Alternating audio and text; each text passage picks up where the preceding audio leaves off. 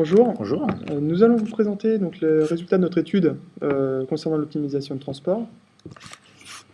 On va commencer par une introduction, on présentera ensuite le contexte de l'étude, la démarche que nous avons suivie pour parvenir à l'objectif, les résultats de notre étude, et enfin nous conclurons cette étude. Donc en introduction, donc, notre entreprise s'appelle Distrigaz. Nous avons pour activité la distribution de produits gazeux à travers 40 clients donc, que nous visitons chaque jour. Les données, donc nos véhicules ne peuvent pas, circulent à 60 km/h de moyenne. Ils ne peuvent transporter qu'au maximum 50 bouteilles. Chaque livraison prend un quart d'heure. Et chaque employé ne peut travailler que 10 heures par jour maximum, sachant qu'il n'y a pas la possibilité de faire d'heures supplémentaires. Les employés peuvent être affectés à plusieurs tournées chaque jour, donc on pourrait imaginer qu'un employé pourrait faire 3, 4 ou plus de tournées. Enfin, le prix de revient est de 3,25 $ du kilomètre. L'objectif que nous fixe notre responsable est de réduire de 10% le kilométrage total à parcourir pour toutes les tournées, pour visiter tous nos clients. Donc notre situation. Nous avons donc 10 tournées que vous retrouverez donc sous l'onglet données. Donc vous retrouvez donc chaque nœud dans ce tableau, les paramètres ici, et enfin elles sont en dessous, elles sont ici. Donc on voit qu'il y a un taux de remplissage plutôt élevé, taux de remplissage qui est de 87%, remplissage moyen. Ces tournées nous représentent une distance totale de 1130, un peu plus de 1130 km, pour un taux de remplissage, comme je viens de le dire, de 87%. Donc là, nous pouvons apercevoir sur un graphique les différentes tournées de l'employeur. Donc il y en a 10.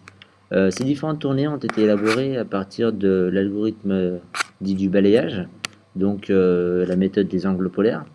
N balayages ont été réalisés, à savoir 40 balayages dans notre cas, et le meilleur a été choisi par l'entreprise.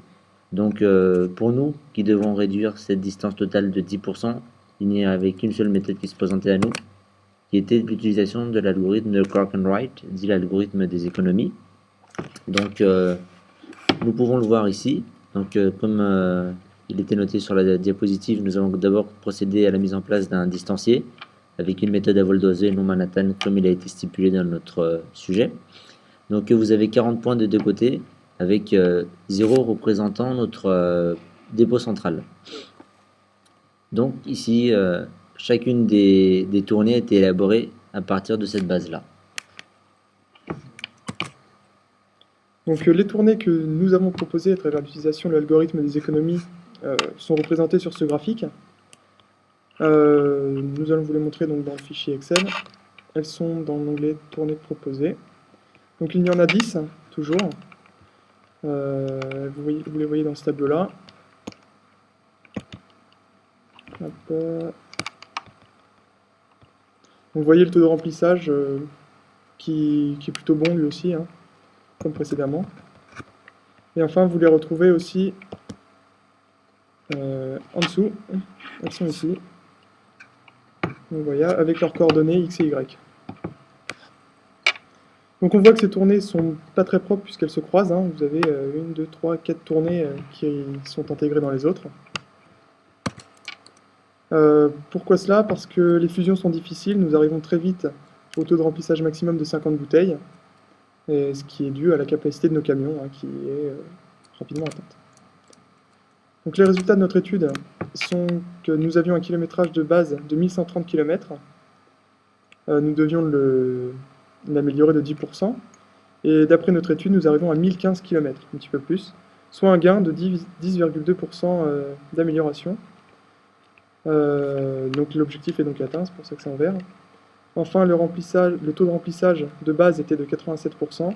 Il est toujours de 87%, ce qui est plutôt bien parce qu'il n'a pas été détérioré, donc il n'y a pas d'aberration dans nos tournées.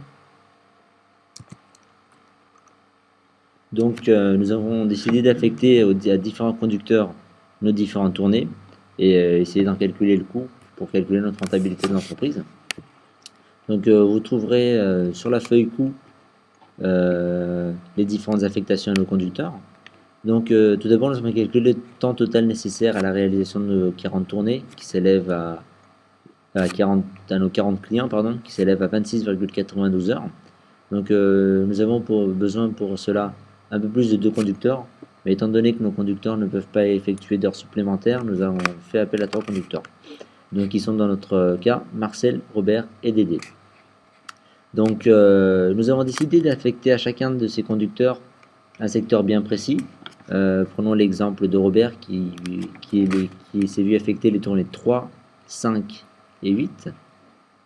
Donc, sur les tournées 3, 5 et 8 qui se retrouvent ici, nous allons s'en rendre compte que c'est sur un secteur géographique bien précis et qui nous permettra de fluidifier nos livraisons car le conducteur maîtrise ce secteur qui lui est familier.